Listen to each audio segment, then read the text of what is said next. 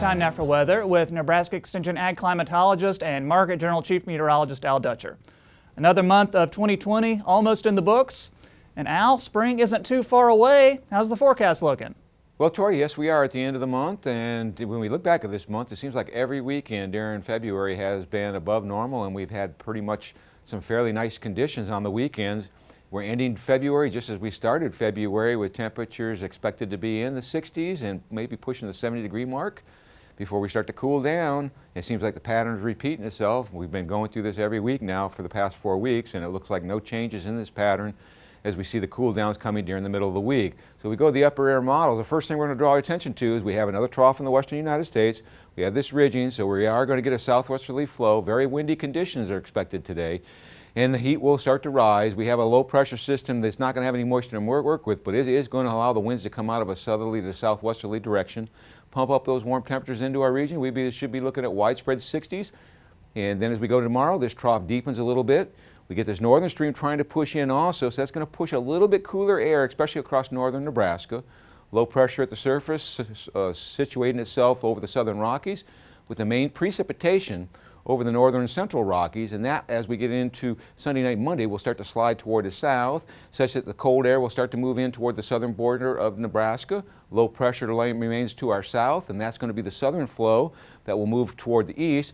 So we do show some precipitation from the GFS. Most of it will be upslope with just a little bit of flurry activity before the cold air really comes in on Tuesday, and the low pressure system in the southern stream kind of splits away and starts to move toward the east. So we'll have high pressure starting to build into the central United States.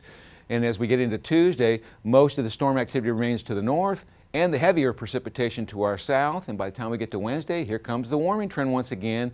As that trough in the east starts to lift, we pay attention to the west for a trough coming into the northwest, but it doesn't look like it's going to make it here anytime soon. So we're going to be under the influence of high pressure with just a scattering of flurry activity, particularly across the northern portion of the state in response to that northern stream. And then on Thursday, this trough starts to dig.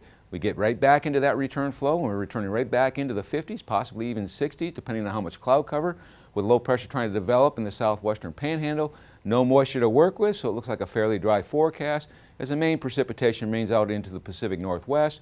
And on Friday, this upper air low tries to dig a little bit farther south into California.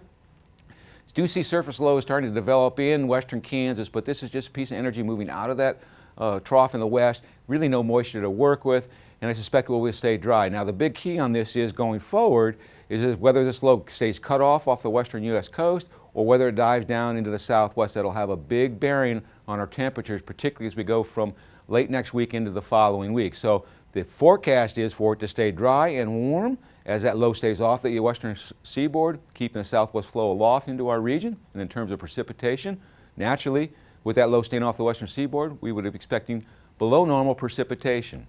If this storm comes in, then we would start to worry about this probably in the middle of the following week, and really the big storm, as projected by the GFS, really starts to come in the middle of the month, and that's what we'll watch for, because we'll be able to start to pull in some colder air into our region. So Troy, overall, looks like a fairly nice forecast for this weekend.